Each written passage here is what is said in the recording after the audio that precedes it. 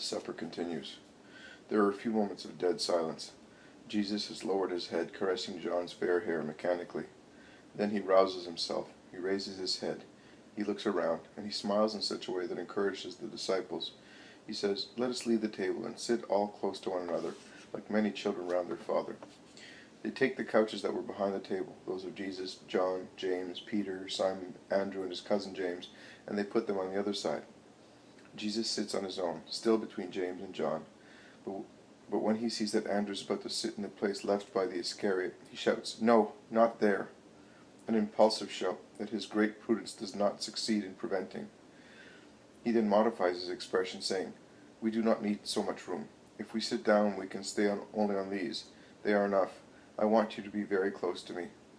Now, with respect to the table, they are placed in a U-shaped disposition, with Jesus in the center, and the table on which there are no victuals now, and Judas is placed in front of him. James of Zebedee calls Peter, saying, "Sit here. I will sit on this little stool at Jesus' feet." "May God bless you, James. I wanted it so much," says Peter, and he presses against his master, who is now squeezed by John and Peter, with James at his feet. Jesus smiles and says, "I see that the word spoken earlier is beginning to work. Good brothers, love one another. James, I also say to you, may God bless you. Also this action of yours will not be forgotten by the Eternal, and you'll find it up there. I can obtain everything I ask for. You have seen that. A desire of mine was sufficient for the Father to allow his Son to give himself in food to man. The Son of Man has been glorified by what has happened now, because the miracle that is possible only to God's friends is a witness of power. The greater the miracle, the surer and deeper is this divine friendship. This is a miracle that, because of its form, duration, and nature, and of the extremes and limits it attains, is so great that a greater one cannot possibly exist.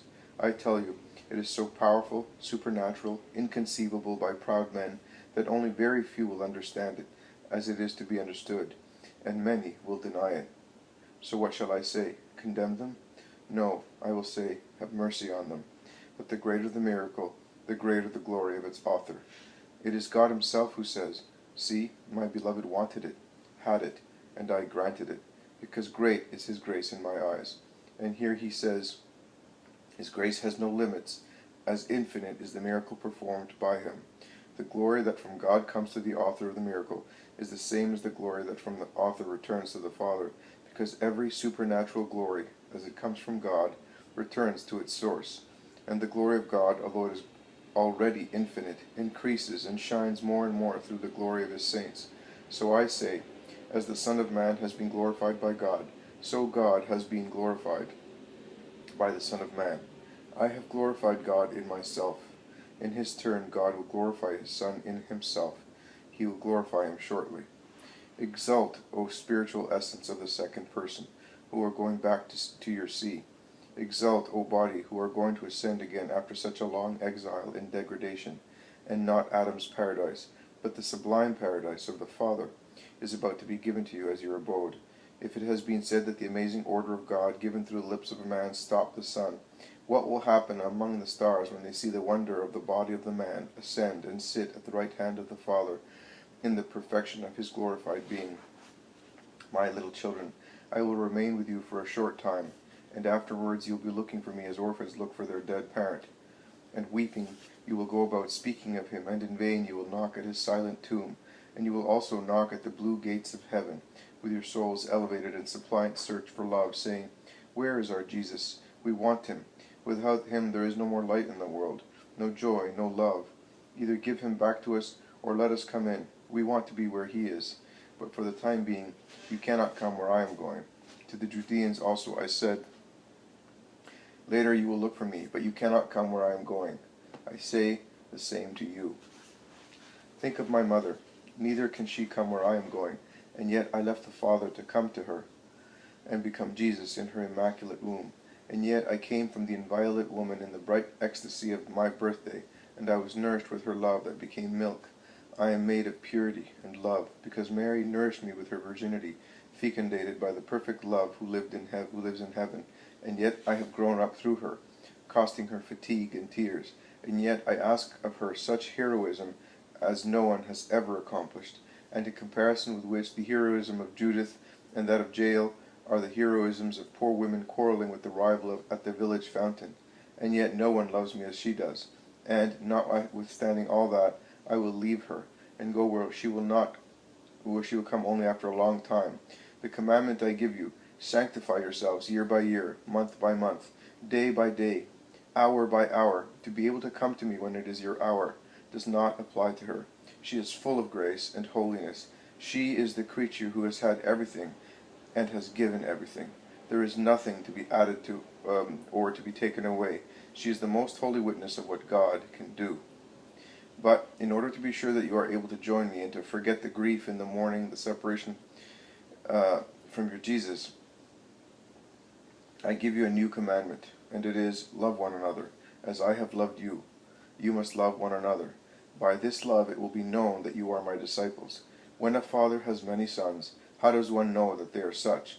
Not so much by their physical appearance, because there are men who are in everything like another man, with whom there is no blood tie, and they are not even of the same country, as by their common love for the family, for their father, and for one another. And even when the father dies, a good family does not break up, because one is their blood, and it is the same they had from the seed of their father, and it ties in knots that not even death loosens, because love is stronger than death. Now if you love one another after I have left you, everybody will acknowledge you as my children, and therefore as my disciples, and as brothers to one another, having had only one Father. Lord, but where are you going? Asks Peter. I am going where at present you cannot follow me, but you will follow me later. And why not now? I have always followed you, since you said to me, follow me. I left everything without regret. Now to go away without your poor Simon, and leaving me with you, who are everything to me, after that for your sake I left the little property I had previously, is not fair or nice of you. Are you going to your death? All right, I will come as well. We shall go to the next world together, but I will have defended you before that. I am ready to give my life for you. You will give your life for me? Now? Not now. I do solemnly tell you, before the cock crows you will have disowned me 3 times. This is the first watch. Then the second will come, and then the third. Before the cock crows loudly, you will have disowned your Lord 3 times. Impossible, Master. I believe everything you say, but not that. I am sure of myself. Now at present you are sure, because you still have me. You have God with you. Before long the incarnate God will be caught, and you will no longer have him. And Satan, after making you heavy, your very certainty is a trick of Satan, ballast to weigh you down, will frighten you. He will insinuate to you, God does not exist, I do. And as you will still be able to reason, although made dull by fear, you will understand that when Satan is the master of the hour, good is dead, and evil is active. The spirit is dejected, and the human is triumphant. You will then be like the warriors, without a leader, chased by the enemy, and in the dismay of being defeated, you will bow your necks to the conqueror, and in order not to be killed, you will disown the fallen hero. But please, do not let your hearts be upset. Believe in God, and believe also in me. Believe in me against all appearances. Let him who remains and him who runs away always believe in my mercy, and in the Father's, both he who is silent and he who moves his lips to say, I do not know him. And likewise believe in my forgiveness, and believe that whatever your actions may be in future, in good and in my doctrine, consequently in my church, they will give you equal places in heaven. In the house of my Father there are many abodes. If it were not so, I would have told you, because I am going ahead to prepare a place for you. Do good fathers not do likewise when they have to take their little children elsewhere? They go ahead, they prepare the house, the furnishings, the provisions. They then go back to their dearest ones. They do so out of love, so that the little ones may lack nothing, and may not be uncomfortable in the new place. I do the same, and for the same reason. I am going now, and when I have prepared a place for each of you in the celestial Jerusalem, I will come again and take you with me, so that you may be where I am, where there is no death or mourning, no tears, no shouting, no hunger, no pain, no darkness, no parching thirst, but only light, peace, happiness, and singing.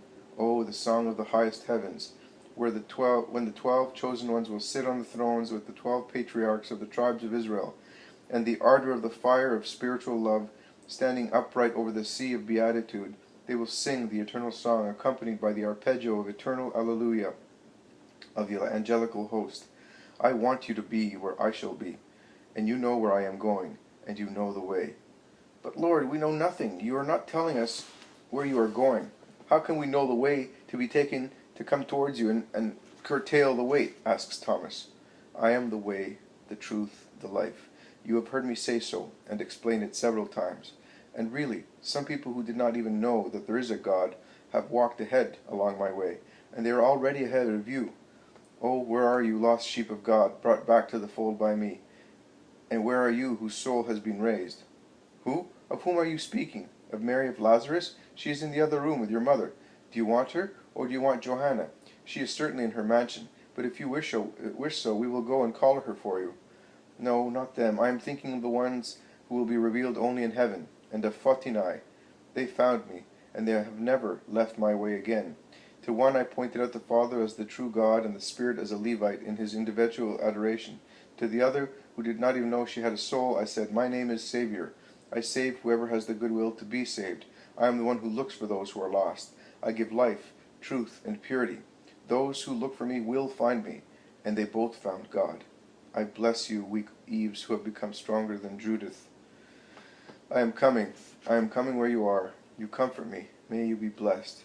"Show us the Father, Lord, and we shall be equal to them," says Philip. "I have been with you all for such a long time, and you, Philip, still do not know me? He who sees me sees the Father. So how can you say, 'Let us see the Father'? Can you not believe that I am in the Father, and the Father is in me? The words that I say to you, I do not say them by myself. It is the Father living in me, who accomplishes all my work. And do you, all of you, not believe that I am the Father, and that he is in me? What must I say to make you believe? If you do not believe my words, believe at least in my deeds. And I say to you, and I truly say to you, he who believes in me will perform the deeds that I do, and will perform even greater ones, because I am going to the Father. Whatever you ask of the Father in my name, I will do it, so that the Father may be glorified in his Son. And I will do anything you ask in behalf of my name. My Father is known for what it really is, only to me. And I will do anything you ask in behalf of my name. My name is known for what it really is, only to me, and to the Father who generated me, and to the Spirit who proceeds from our love. And everything is possible to that name. He who thinks of my name with love, loves me and obtains. But it is not sufficient to love me. It is necessary to keep my commandments in order to have true love. Feelings are tested by deeds. And because of your love, I will pray the Father, and he will give you another Comforter, so that he may remain with you forever. One against whom Satan and the world cannot act cruelly. The Spirit of truth, whom the world cannot receive or strike, because it cannot see him and does not know him. The world will deride him, but he is so sublime that derision will not be able to offend him. While being so merciful as to exceed all limits, he will always be with those who love him, even if they are poor and weak. You will know him because he already dwells with you, and will soon be in you. I will not leave you orphans. I have already told you that I will come back to you, but I will come before it is time to come to take you and to go to my kingdom. I will come to you before the long world will no longer see me, but you see me and will see me, because I live and you live, because I live and you will live. On that day you will know that I am in my Father, and you are in me, and I in you, because he who accepts my precepts and observes them loves me. And he who loves me will be loved by my Father, and will possess God, because God is love. And he who loves has God in himself. And I will love him, because I shall see God in him, and I will show myself to him, making him acquainted with the secrets of my love, of my wisdom, of my incarnate divinity. They will be my returns among the children of man, whom I love, notwithstanding that they are weak and even hostile. But these will be only weak, and I will fortify them. I will say to them, 'Rise.' I will say, 'Come out.' I will say, 'Follow me.' I will say, 'Listen.' I will say, 'Write.' And you are among them." "Why, Lord, are you showing yourself to us and not to the world?" asks Judas Thaddeus. "Because you love me, and you keep my words. He who does that will be loved by my Father, and we shall come to him and make our home with him in him. Whereas he who does not love me does not keep my words, and acts according to the flesh and the world. Now remember that what I said to you is not the word of Jesus of Nazareth, but it is the word of the Father, because I am the word of the Father who sent me. I told you these things, speaking to you thus, because I want to prepare you myself for the complete possession of the truth and wisdom, but you cannot yet understand or remember. But when the Comforter, the Holy Spirit, whom the Father will send to you in my name, comes to you, then you will be able to understand. And he will teach you everything, and he will remind you of what I told you. I leave you my peace. I give you my peace. I give it to you not as the world gives it, and not even as I have given it to you so far. The blessed greeting of the Blessed One to the blessed ones. The peace I am giving you now is more profound. In this farewell I communicate myself, my spirit of peace to you, as I communicated my body and my blood to you, so that you may have strength for the imminent battle. Satan and the world are stirring up a war against your Jesus. It is their hour. Have peace within you. My spirit, which is a spirit of peace, because I am the King of peace, have it so that you may not be too forlorn. He who suffers with the peace of God within himself suffers but does not blaspheme and does not despair. Do not weep. You have also heard me say, I am going to the Father, then I will come back. If you loved me beyond the flesh, you would rejoice, because I am going to the Father after such a long exile. I am going to him who is greater than I am, and who loves me. I have told you now before it takes place, as I informed you all of the sufferings of the Redeemer before going to them, so that when everything is fulfilled, you may believe more and more in me. Do not be so upset. Do not be so frightened. Your hearts are in need of balance. I have not much more time to speak to you, but I have so much to say. Now that I have come to the end of my evangelization, I feel that I have not said anything yet, and that there is still so much to be done. Your mood increases my feelings. So what shall I say? That I failed in my task? Or that you are so hard-hearted that my work has been of no avail? Shall I be in doubt about you? No. I rely on God, and I entrust you, my beloved ones, to him. He will complete the work of his word. I am not like a father who dies without having any other light but the human one. I hope in God, and although within myself I feel the urgency of all the advice of which I see you are in need, and I realize that time flies, I am going towards my destiny with a quiet mind. I know that the dew is about to descend on the seeds sown in you, and it will make all of them spring up. Then the Son of the Paraclete will come, and they will become mighty trees. The prince of this world, with whom I have nothing to do, is about to come. And if it were not for the purpose of redemption, he would not have had any power over me. But what is happening, so that the world may know that I love my Father, and I love him so much that I will obey him even to death. And I will, therefore, do what he ordered me to do. It is time to go. Stand up and listen to my last words. I am the true vine. The Father is the vine dresser. Every branch that bears no fruit he cuts, and the one that does bear fruit he prunes to make it bear even more. You are already purified by my word. Remain in me, and I will remain in you to continue to be so. The branch cut off from the vine cannot bear fruit. The same applies to you. If you do not remain in me, I am the vine, and you are the branches. Whoever remains united to me bears fruit in plenty. But if one is cut off, one becomes a dry branch, and is thrown on the fire, and burns there. Because if you are not united to me, you can do nothing. So remain in me, and let my words remain in you. Then ask for whatever you want, and it will be done for you. My Father will always be more glorified the more you bear fruit and are my disciples. As the Father has loved me, so I have loved you. Remain in my love that saves. By loving me you will be obedient, and obedience increases mutual love. Do not say that I am repeating myself.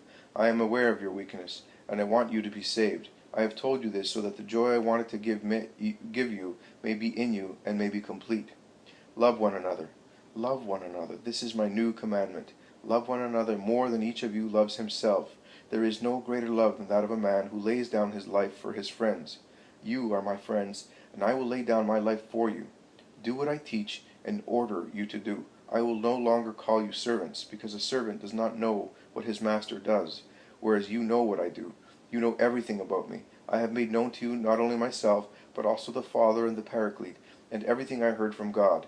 You did not choose yourselves, but I chose you, and I elected you, so that you may go among peoples, and you may bear fruit in yourselves and in the hearts of those who are evangelized, and your fruit may remain, and the Father may give you everything you will ask of him in my name. Do not say, so if you chose us, why did you choose a betrayer? If you know everything, why did you do that? Do not even ask who he is. He is not a man. He is Satan. I said so to my faithful friend, and I let my beloved Son say so. He is Satan. If Satan, the eternal mimic of God, has not become incarnate in human flesh, this possessed man could not have escaped my power of Jesus. I said possessed. No, he is much more. He is annihilated in Satan. Since you have driven demons away, why did you not free him? Asked James of Alphaeus. Are you asking that for your own sake, fearing that you are the one? Be not afraid of that. I then? I? I? Be quiet. I am not mentioning that name. I am being merciful. Do likewise. But why did you not defeat him? Could you not do that? I could, but in order to prevent Satan from taking bodily form to kill me, I should have had to exterminate the human race before redemption. So what would I have redeemed? Tell me, Lord, tell me. Peter has fallen on his knees, and he shakes Jesus frenetically, as if he were a prey to frenzy. Is it I? Is it I? Shall I examine my own conscience? I do not think so, but you said that I will disown you, and I am quivering. Oh, how horrible it is. I. No, Simon of Jonah, it is not you. Why are you depriving me of my name? Peter. So am I Simon again? See, you're saying so. It is I. But how could I? How could I? Tell me, all of you. When was it that I became a traitor? Simon. John, tell me. Peter. I'm calling you Simon because I'm thinking of our first meeting when you were Simon, and I'm thinking how you have always been loyal since the first moment. It is not you. I, the truth, am telling you. Who then? It is Judas of Kerioth. Have you not yet understood? Shouts Thaddeus, who can no longer restrain himself. Why did you not tell me before? Why? Shouts Peter as well. Silence. It is Satan. He has no other name. Where are you going, Peter? To look for him. Leave that mantle and that weapon at once, or I shall drive you away and curse you. No, oh my Lord, but I have become delirious. Have I? Oh, Peter has thrown himself on the ground and is weeping at Jesus' feet. I give you my commandment. Love and forgive one another. Have you understood? Even if in the world there is hatred, let only love be in you, for everybody. How many traitors you will find on your way, but you must not hate them, and return evil for evil. Otherwise the Father will hate you. I have been hated and betrayed long before you, and yet, as you can see, I do not hate. The world cannot love what is different from it. Therefore it will not love you. If you belonged to it, it would love you, but you are not of the world, as I took you away from the world, and that is why you are hated. I said to you, a servant is not greater than his master. If they have persecuted me, they will persecute you as well. If they have listened to me, they will listen to you. But they will do everything because of my name, since they do not want to know him who sent me. If I had not come, and I had not spoken, they would not be guilty. But now their sin has no excuse. They have seen my deeds, they have heard my words, and yet they have hated me, and the Father with me, because the Father and I are one unit, only with love. But it was written, you hated me for no reason. But when the Comforter comes, the Spirit of truth, who proceeds from the Father, he will bear witness of me, and you also will witness for me, because you have been with me since the beginning. I am telling you this so that when the hour comes, you may not be depressed and scandalized. The time is about to come when they will expel you from synagogues. Those who kill you will think that they are doing holy duty for God. They have not known either the Father or me. That is their excuse. I have not told you these things so extensively before this hour because you were just like newborn babies. But the mother is now leaving you. I am going away. You must become accustomed to other food. I want you to know. Not one of you has asked me again, where are you going? Sadness is making you dumb, and yet my going away is a good thing also for you. Otherwise the Comforter will not come. I will send him to you, and when the hour has come, through the wisdom and the words, the deeds and the heroism that he will infuse into you, he will convince the world of its deicide sin, and of justice with regard to my holiness, and a clear cut will divide the world into reprobates, enemies of God, and believers. The latter will be more or less holy according to their will, but judgment will be passed on the prince of the world and his servants. I cannot tell you more, because you are not yet able to understand. But he, the Paraclete, will give you the whole truth, because he will not speak as from himself, but he will tell you everything he heard from the mind of God, and will announce the future to you. He will take what comes from me, that is, what is still of the Father, and will tell you. There is still a short time to see one another. Then you will no longer see me, and then a short time later you will see me. You are grumbling amongst yourselves and in your hearts. Listen to a parable, the last one of your master. When a woman has conceived, and the hour of delivery comes, she is in great distress, because she suffers and groans. But when her little child is born, and she presses it to her heart, all her pain comes to an end, and her sorrow changes into joy, because a man has come into the world. The same applies to you. You will weep, and the world will laugh at you, but later your sorrow will change into joy, a joy that the world will never know. You are sad now, but when you see me again, your hearts will be filled with a joy of which no one will ever be able to deprive you. Such a full joy that it will obliterate every need of yours to ask for anything, for your minds, hearts, and bodies. You will feed on seeing me again, and you will forget everything else. And just from that moment, you will be able to ask for anything in my name, and it will be given to you by the Father, so that your joy may be greater and greater.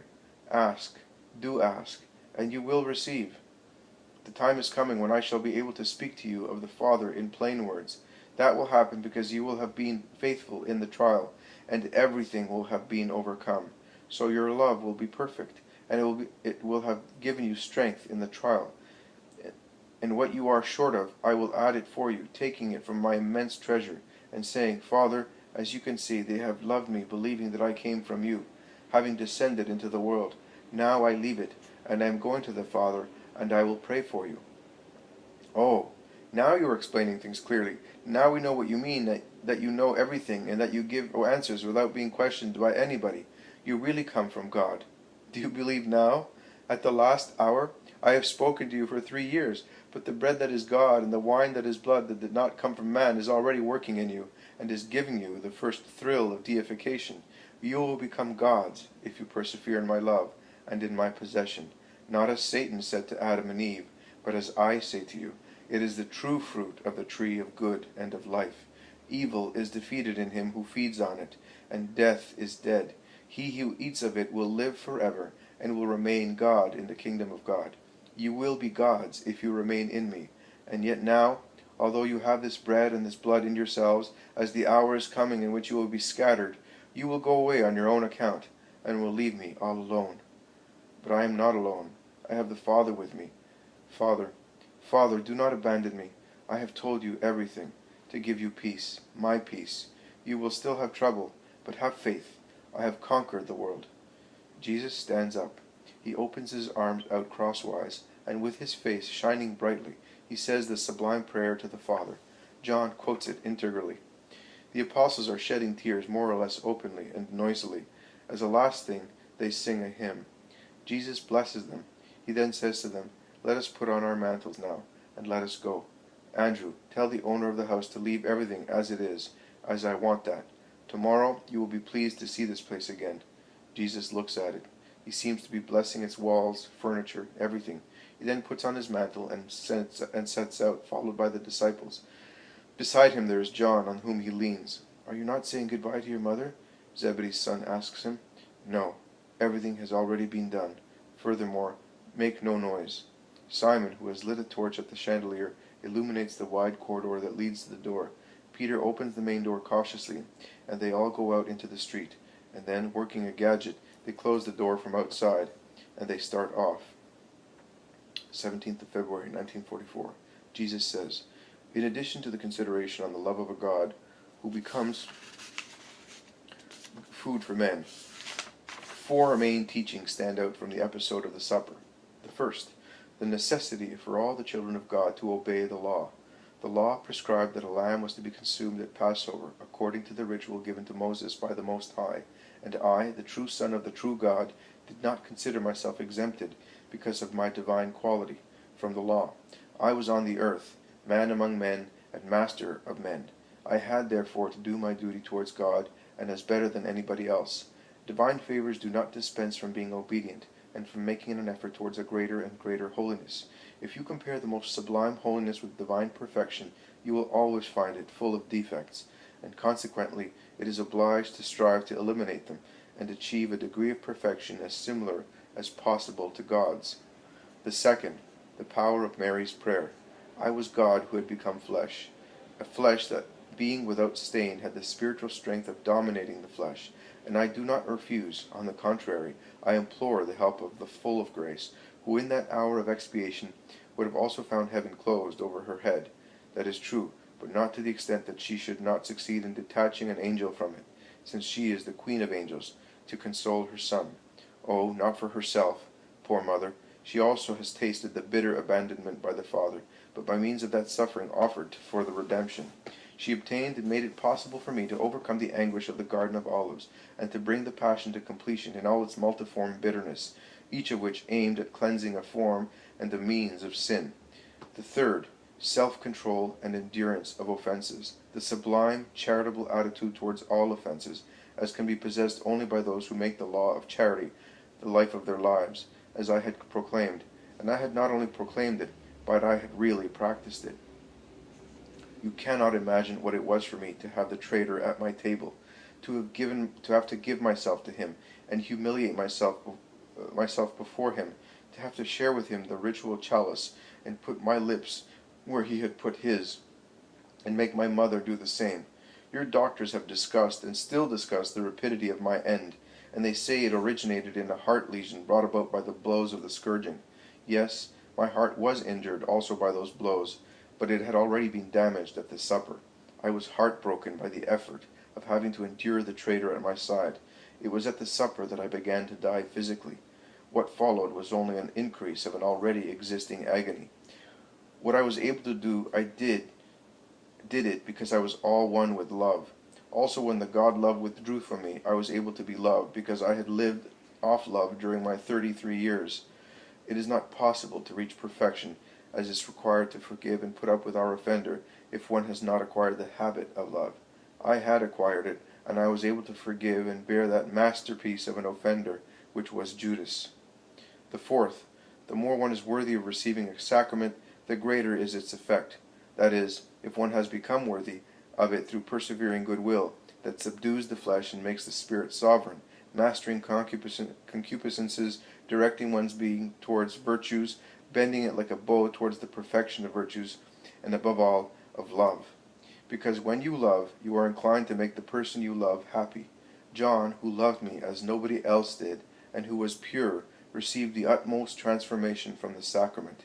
He began, as from that moment, to be the eagle, that is, accustomed to soaring easily in the high heaven of God and staring at the eternal sun. But woe to him who receives the sacrament without being worthy of it, and who, on the contrary, has increased his human unworthiness with mortal sins. Then, instead of being the germ of preservation and life, it becomes the germ of corruption and death, death of the spirit and decomposition of the flesh, whereby it bursts, as Peter says with regard to Judas. It does not shed blood, the vital liquid always beautiful in its purple hue, but its entrails burst out, blackened by lechery, rottenness pouring out of the decomposed body, as out of the carrion of an unclean animal, a disgusting sight for passers-by.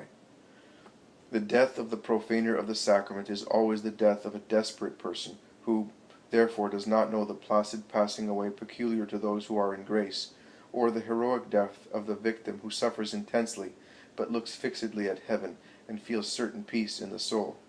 The death of one in despair is marked by dreadful contortions and terror. It is a horrible convulsion of the soul, already gripped by the hand of Satan, who chokes it to death, to detach it from the body and suffocates it with his nauseating breath. That is the difference between those who pass away after being nourished with love, faith, hope, and every other virtue, and heavenly doctrine, and with the angelical bread that accompanies them with its fruit. Better still, if with its real presence in the last journey, and those who pass away after the life of a brute, with the death of the serene end of a saint. Better still, if with its real presence in the last journey, and those who pass away after the life of a brute, with the death of a brute that grace and sacrament cannot comfort. The former is the serene end of a saint, to whom death opens the eternal kingdom. The latter is the frightful fall of a damned soul that feels it is falling into eternal death, and in a moment knows what it wanted to lose, and for which it can no longer find any remedy. Acquisition and joy for the former, despoilment and terror for the latter. This is what you give yourselves, according to whether you believe and love, or you do not believe, and you deride my gift, and it is the lesson of this contemplation.